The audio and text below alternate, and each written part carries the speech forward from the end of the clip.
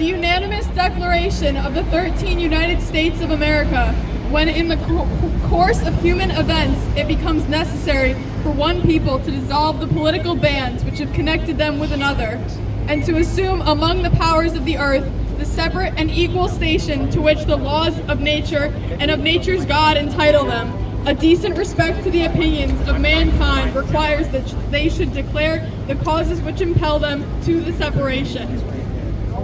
We hold these truths to be self-evident, that all men are created equal, and they are endowed by the Creator within certain unalienable rights, that among these are life, liberty, and the pursuit of happiness, that to secure these rights, governments are instituted among men, deriving their just powers from the consent of the governed, that whenever any form of government becomes destructive of these ends, it is the right of the people to alter or to abolish it and to institute a new government, laying its foundations on such principles and organizing its powers in such form as to them shall seem most likely to affect their safety and happiness. Prudence indeed will dictate the governments long established should not be changed for the light and the transcendent causes, and accordingly all experience hath shown that mankind are more disposed to suffer, while evils are sufferable, than to right themselves by abolishing the forms to which they are consumed. Necessity in the first charges, but when a long train of abuses and interpretations pursuing invariably the same objective evidences are designed to reduce them under absolute despotism, it is their right, it is their duty to throw off such government and to provide new guards for their future security. Such is the patient sufferance of these colonies, and such is now the necessity which constrains them to alter their former systems of government. The history of the present King of Great Britain is repeated injuries and interpretations, all having in a direct object to the establishment of absolute tyranny over these states. To prove this, let facts be submitted to a candid world. He has refused to assent to the laws, the most wholesome and necessary for the public good. He has forbidden his governors to pass laws of immediate and pressing importance, unless suspended in their orientation till his assent should be obtained. And when so suspended, he utterly neglected to attend them. Representation and legislatures denied.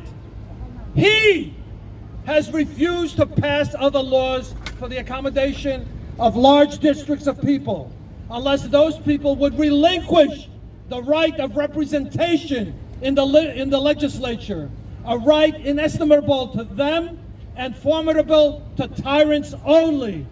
He has called together legislative bodies at places unusual, uncomfortable, and distant from the depository of the public records for the sole purpose of fatiguing them into compliance with his measures. He has dissolved representative houses repeatedly for opposing with manly firmness his invasions on the rights of the people. He has refused for a long time after such desolations to cause others to be elected, whereby the legislative powers, incapable of annihilation, have returned to the people at large for their exercise. The state remaining in the meantime exposed to all the dangers of invasion from without and convulsion within. He has endeavored to prevent the population of these states, for that purpose obstructing the laws for naturalization of foreigners, refusing to pass others to encourage their migration hither, and raising the conditions of new appropriations of lands. He has obstructed the administration of justice by refusing his assent to laws for establishing judiciary powers. He has made judges dependent on his will alone for the tenure of their offices and the amount in payment of their salaries. He has erected a multitude of new offices and sent hither swarms of officers to harass our people and to eat out their substance. He has kept among us, in times of peace, standing armies without consent of our legislatures. He has affected to render the military independent of and superior to civil power. He has combined with others to subject us to a jurisdiction foreign to our Constitution and unacknowledged by our laws, giving the assent of their acts to pretended legislation, for quartering large bodies of armed troops among us, for protecting them by a mock trial from punishment for any murders which they should commit on the inhabitants of these states, for cutting off our trade with all parts of the world, and for imposing taxes on us without our consent. False law and destroyed self-government, for depriving us in many cases of the benefit of trial by jury, for transporting us beyond seas to be tried for pretended offenses, for abolishing the free system of English laws in a neighboring province, establishing therein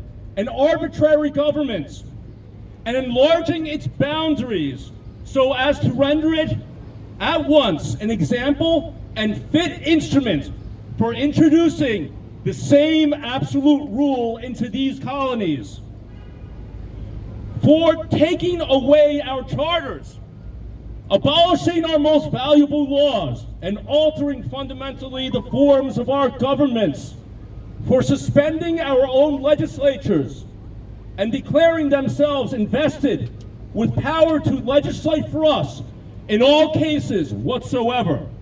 He has abdicated government here by declaring us out of his protection and waging war against us. He has plundered our seas, ravaged our coasts, burnt our towns, and destroyed the lives of our people.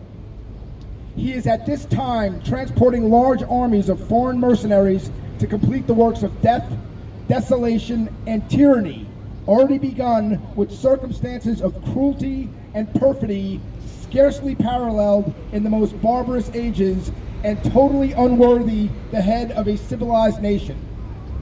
He has constrained our fellow citizens taken captive on the high seas to bear arms against their country, to become the executioners of their friends and brethren, or to fall themselves by their hands. He has excited domestic insurrections among us, and has endeavored to bring on the inhabitants of our frontiers the merciless Indian savages whose known rule of warfare is the undistinguished destruction of all ages, sexes, and conditions. Petitions rejected and separation justified. In every stage of these oppressions, we have petitions for redress in the most humble terms. Our repeated petitions have been answered only by repeated injury. A prince whose character is thus marked by every act which may define a tyrant is unfit to be the ruler of a free people. Nor have we been wanting in attentions to our British brethren. We have warned them from time to time of attempts by their legislature to extend an unwarrantable jurisdiction over us. We have reminded them of the circumstances of our immigration and settlement here. We have appealed to their native justice and magnanimity, and we have conjured them by the ties of our common kindred to disavow these usurpations which would inevitably interrupt our connections and correspondence. They too have been deaf to the voice of justice and consanguinity. We must therefore acquiesce in the necessity which denounces our separation, and hold them as we hold the rest of mankind enemies in war, peace in friends. We, therefore, the representatives of the United States of America in General Congress, assembled, appealing to the Supreme Judge of the world for the rectitude of our intentions, do, in the name and by authority of the good people of these colonies, solemnly publish and declare that these united colonies are, and of right ought to be, free and independent states, that they are absolved from all allegiance to the British Crown, and that all political connection between them and the state of Great Britain is and ought to be totally dissolved, and that as free and independent states, they have full power to levy war, conclude peace, contract alliances, establish commerce, and do all other acts and things which independent states may of right do. And for the support of this declaration, with a firm reliance on the protection of divine providence, we mutually pledge to each other our lives, our fortunes, and our sacred honor.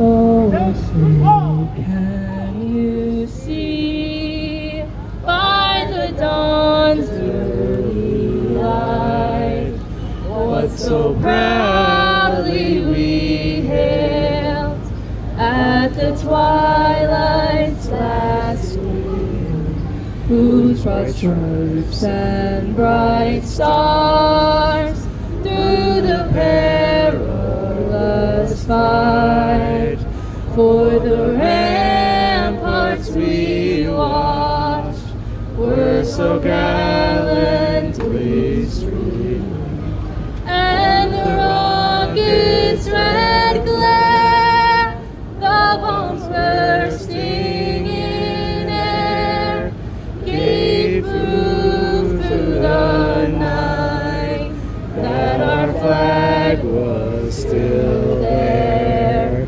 Oh, say does that star-spangled banner yet wave for the land of the free and the home of the brave? Thank you.